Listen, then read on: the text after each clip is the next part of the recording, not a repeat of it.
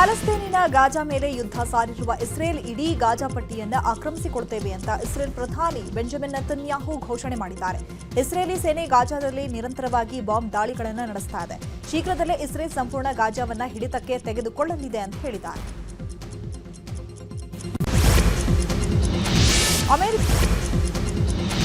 ಪಾಕಿಸ್ತಾನದ passenger train hijack ಮಾಡಿದ್ದ ಬಗ್ಗೆ ಬಲೂಚಿ ಹೋರಾಟಗಾರರು ಹೊಸ ವಿಡಿಯೋ ರಿಲೀಸ್ ಮಾಡಿದ್ದಾರೆ.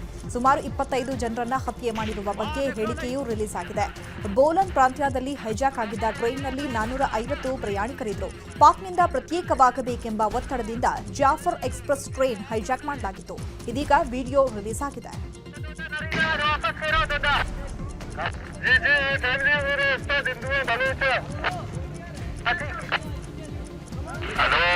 वो उस तरफ ज्यादा नहीं जावे कैप्टन, वो कैप्टन कुर्बान मालिद कुर्बान. ಅಮೆರಿಕದ ಮಾಜಿ ಅಧ್ಯಕ್ಷ ಜೋ ಬೈಡನ್ಗೆ ಪ್ರಾಸ್ಟೇಟ್ ಕ್ಯಾನ್ಸರ್ ಇರೋದು ಪತ್ತೆಯಾಗಿದೆ. ಜನನೇಂದ್ರಿಯ ಗ್ರಂಥಿಯಲ್ಲಿ ಸಣ್ಣ ಗಂಟು ಕಾಣಿಸಿಕೊಂಡಿದ್ದು ವೈದ್ಯಕೀಯ ತಪಾಸಣೆ ವೇಳೆ ಕ್ಯಾನ್ಸರ್ ಕಂಡುಬಂದಿದೆ. ಇದರಿಂದಾಗಿ ಹೆಚ್ಚಿನ ವೈದ್ಯಕೀಯ ಪರೀಕ್ಷೆ ನಡೆಸಲಾಗಿದ್ದು ಶುಕ್ರವಾರ ಪ್ರಾಸ್ಟೇಟ್ ಕ್ಯಾನ್ಸರ್ ಇರೋದನ್ನ ವೈದ್ಯರ ತಂಡ ಪತ್ತೆ ಮಾಡಿದೆ. ಕ್ಯಾನ್ಸರ್ ಕಣಗಳು ಈಗಾಗಲೇ ಎಲುಬುಗಳಿಗೂ ಹರಡಿವೆ ಅಂತ ವೈದ್ಯರು ಮಾಹಿತಿ ಕೊಟ್ಟಿದ್ದಾರೆ.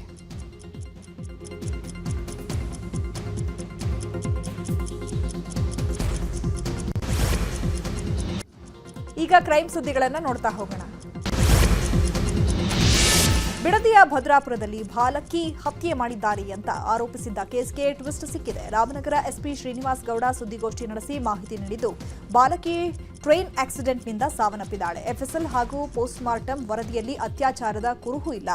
ಎಲೆಕ್ಟ್ರಿಕ್ ಟ್ರೈನ್ಗೆ ಸಿಕ್ಕಿ ಬಾಲಕಿ ಸಾವನ್ನಪ್ಪಿದ್ದಾಳೆ ಅಂತ ಹೇಳಿದ್ದಾರೆ ರಾಮನಗರ ಎಸ್ಪಿ ಶ್ರೀನಿವಾಸ್ ಗೌಡ. ಸಿಸಿಟಿವಿಯಲ್ಲೂ ಆಕ್ಸಿಡೆಂಟ್ ದೃಶ್ಯ ಸೆರೆಯಾಗಿದೆ. 14 ವರ್ಷದ ಬಾಲಕಿ ಖುಷಿ ಸಾವನ್ನಪ್ಪಿದ್ಲು.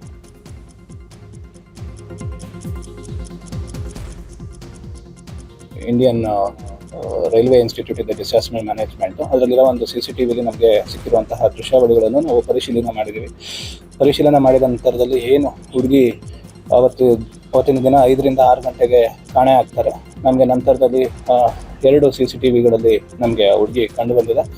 ಒಂದರಲ್ಲಿ 6:03ಕ್ಕೆ ಪಾಸ್ ಆಗ್ತಾರೆ, ಇನ್ನೊಂದರಲ್ಲಿ 6:07ಕ್ಕೆ ಪಾಸ್ ಆಗಿರೋದು ನಮಗೆ ಕಂಡು ಬಂದಿದೆ.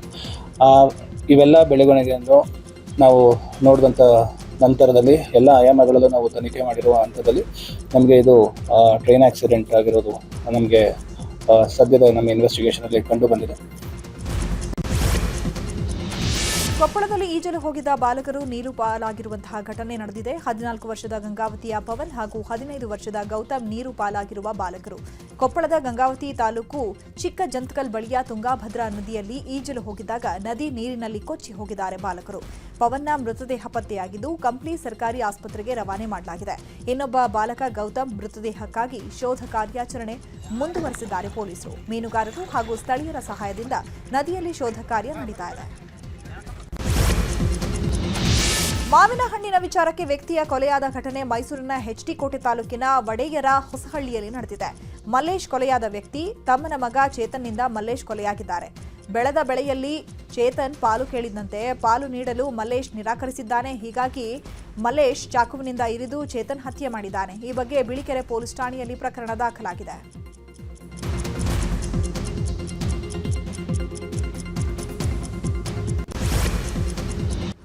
ಈಗ ಸಿನಿಮಾ ಸುದ್ದಿಗಳನ್ನು ನೋಡ್ತಾ ಹೋಗೋಣ. ನಟ ದರ್ಶನ್ ಮತ್ತು ವಿಜಯಲಕ್ಷ್ಮಿ ಅದ್ದೂರಿಯಾಗಿ ವಿವಾಹ ವಾರ್ಷಿಕೋತ್ಸವವನ್ನು ಸೆಲೆಬ್ರೇಟ್ ಮಾಡಿಕೊಂಡಿದ್ದಾರೆ. ಕನಕಪುರದ ರೆಸಾರ್ಟ್ ಒಂದರಲ್ಲಿ ಸ್ನೇಹಿತರ ಜೊತೆ 22ನೇ ವರ್ಷದ ವಿವಾಹ ವಾರ್ಷಿಕೋತ್ಸವವನ್ನು ಆಚರಿಸಿಕೊಂಡಿದ್ದಾರೆ.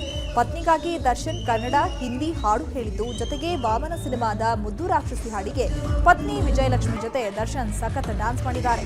ಇನ್ನು ಪಾರ್ಟಿಯಲ್ಲಿ ವಿಜಯಲಕ್ಷ್ಮಿ ಗೆಳತಿಯರು ಹಾಗೂ ದರ್ಶನ್ ಸ್ನೇಹಿತರು ಪಾಲ್ಗೊಂಡಿದ್ದಾರೆ.